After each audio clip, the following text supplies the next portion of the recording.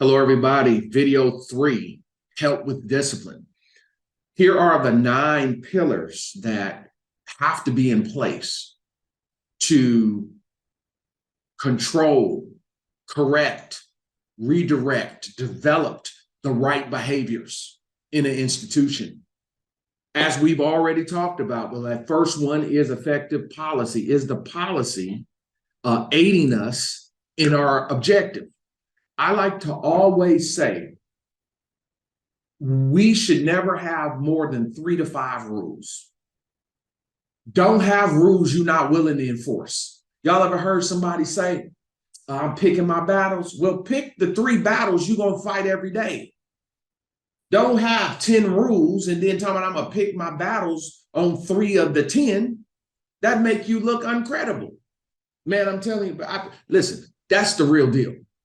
And so what'll happen is I got these 10 rules. Well, half the rules mean something to this part of our team, and half the rules mean something to this one. This group over here don't care about hoodies.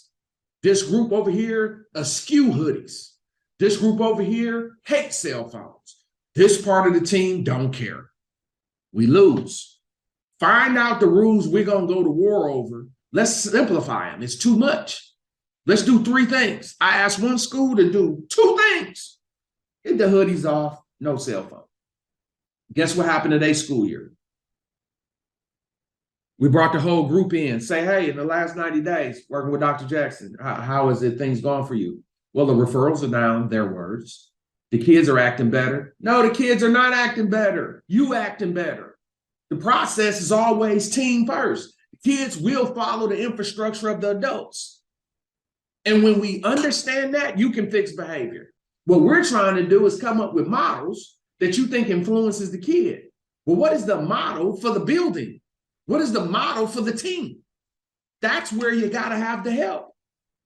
First thing is effective policy. 2, effective structure. Can you get structure?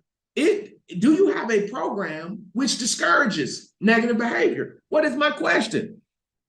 I went someplace and I was on their campus just digesting something I need to do a lot more. Really just going to campus, digest it first because it'll always make my trainings better. When I get that opportunity, it's very rare. I don't have the time for it. I got to kind of take the person's word who calls me. But I went one place and I just looked around and I said, oh my God, man, the structure is so off. It's encouraging negative behavior. Our infrastructure was so far off. Too many kids moving at one time. Too many blind spots. So we don't even have a chance to stop behavior because our structure is off. Right? I had one school that he just made a structure adjustment. We had a big fight problem. He said over, I want to say like 50 plus fights first semester. And this is a junior high. Every peer, like multiple a day. Just the infrastructure was off. So what he did when we came back from break, he changed the structure. He staggered it. So what he did was he rerouted a group by 2 minutes so that they missed each other. So what he did is he staggered his bell. And what he did, a group missed each other, cut the fights down. We finished the year under 5 for second semester. Why? What the structure was causing us the problem. One thing we say in police work, particularly traffic, they will talk about, is the engineering of the road causing people to get tickets or to speed? So is this an intersection where we have a lot of accidents? So the thing they check is the engineering on this corner, is it bad? That's exactly what they're checking for. That's what I'm saying. Where's your structure? Do we have all hands on deck during passing? Are all the teachers out here? Do we have all eyes? Do we have total cooperation of the team, which takes us to number 3, teamwork. And this is where I spend my energy. Can you get the staff on your team 85% to do what you need them to do, to follow through, to run program? I always like to say a principal's job is to have 85% of their staff team you. Listen, the goal, 85%, because you're going to get movement.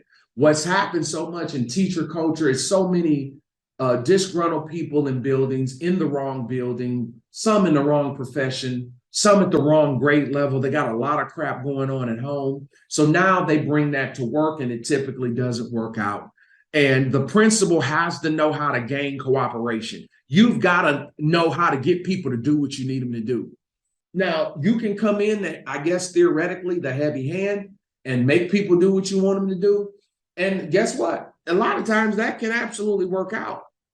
What I'm going for is cooperation. I'm not going for buy-in, but the higher the level goes, particularly at the high school level, man, you got to gain cooperation. High schools are the hardest level in the business. So the first thing you got to do is gain cooperation from your team. You can always have an infrastructure where I run a very structured program and this is what we're doing. And guess what? I will always support that. The thing that I believe helps you, particularly as you move out of that elementary space, you got to have cooperation. Cooperation is not buy-in. It's where they respect you and they know that you're going to follow through with what they say. The teachers can take it. If you're going to hold the kids as accountable as you're going to hold the staff, the teachers will take it. I've learned that, right? Teamwork. 4, consistency. Most people are consistently inconsistent. Communication. Is it clear or concise? Are we still sending emails? Can we talk to each other? I mean, do we communicate? How is our communication on this campus? Mandatory confrontation. What does that look like? Confrontation is not negative. Confrontation is absolutely necessary for any relationship you want to preserve. We're scared of confrontation as if it's evil. No good. It's a sign of trauma not to understand the necessity of confrontation. Building staff confidence, meaning having confident adults around the program. Meaning, so if I got broken confidence adults, that doesn't help the kids. I mean, I witnessed a guy who was a hall monitor, but his confidence wasn't there. I don't think he liked where he was in life. And the kids didn't respect him, but they didn't respect him. Their disrespect of him was not the position or authority. It was literally his energy. His confidence was so low. And I could see it, but I saw the children's response to them. Because they didn't know me, I asked them to do the same thing. They know I'm somebody. You know why they know I'm somebody? Because I know I'm somebody. Personal confidence is something that we can't ever negotiate with, but that's what happens in our business over time. Man, this thing will take your confidence, man. It'll mess with your head. And I'm telling you, our kids really read that and will respond to it. And then number 9, very importantly, is understanding the need for increasing student rapport. That means building bridges with our kids to where the dialogue is open. I believe it's more important to learn how to relate before you can build a relationship. I'm more concerned about us understanding our populations and building rapport. Rapport will always allow us to have an understanding. Many buildings, the kids don't have an understanding with the teacher and they fighting them the whole time. Don't make no sense. You know what I mean? These are the 9 that we talk about, that we teach at length about. This is the system, how it works, but you got to bring mastery to all 9 of these pillars in order to move the behavior in the direction you want it to. Behavior is a team sport.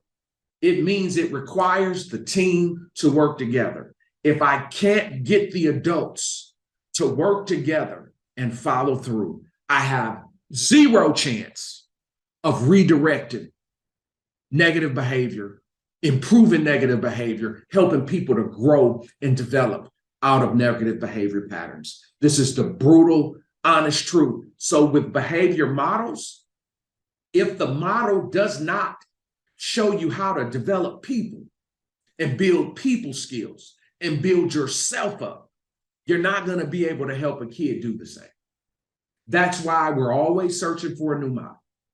This is why I always say my program will be here 30, 40 years down the road, because our program is about developing staff. The kids' behavior, they're going to be who they are. The thing that we should always want to understand is, what is it about us that makes a kid respond the way they respond to us? What does this kid see when they look at me. The brutal truth is not all teachers are being treated the same. Not all teachers are dealing with it, but not all teachers are getting run over by it. Why is it that the kids know which teachers they can do that with and which ones not to? That requires us to have knowledge of self, knowledge of our personality, our traumas, the knowledge of how we manage poverty, how we manage the traumas of others. Without that, behavior will not get fixed. One thing that I want to do to help you in this series, it's called Help with Discipline. It's simply 1 hour with me, 1 hour with me for school administrators only. It's for you to sit down. You know you need help with discipline. It's 1 hour. Sit down with me.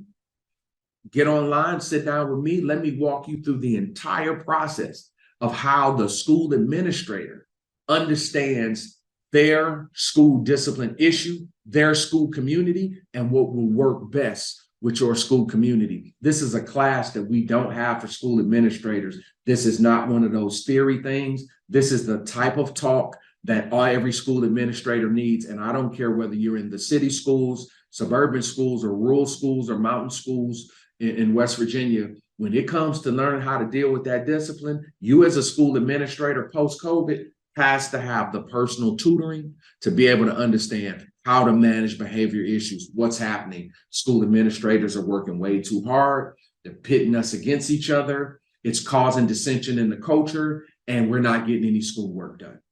You know you need help. You sign up for it. It's 1 hour. It's called Help with Discipline for school administrators only. And here's the thing. It's a very low fee. If you don't have the fee, email me. I will get you the fee and get you in. If you get into the course and you don't like the course, it didn't happen for you, and you don't feel like you got significant help, I will have my people so graciously get you your money back. I absolutely know the guidance I have about behavior today is probably right at the top 1 or 2 in the world that you can get. Behavior is a discipline. It's not theory. It's too much emotions going into how we're managing behavior around the country right now. And I can guarantee you it's going to create more negative behavior. Come, my class is here for you administrators. It's a perfect thing because it's 1-to-1. You get to log in, you get to listen, take notes. The beautiful thing, it's only an hour. It has a money-back guarantee. I know it's the best, and I know it can do things for you to give you the enlightenment you need to get behavior under control in your building. You know you need to be in the course. As a matter of fact, I right now know about 10,000 schools, 10,000 school administrators all over the world, here in the US and Canada, who are struggling with it. And I know they need this. I did this for you. You see the date and time that it will launch. Please register today. Get in it. Very low cost. Once again, if you don't have the money, let me know. I'll put the money up for you to get you in. If you don't love the course and don't learn a lot, and you say, Jackson, you wasted my time, I'll happily have my management send you your money back. The goal is I want everybody. This right here about behavior post-COVID, we're all got to be on the same page, because no matter how different your school is, it still requires the same discipline. I got to know my population.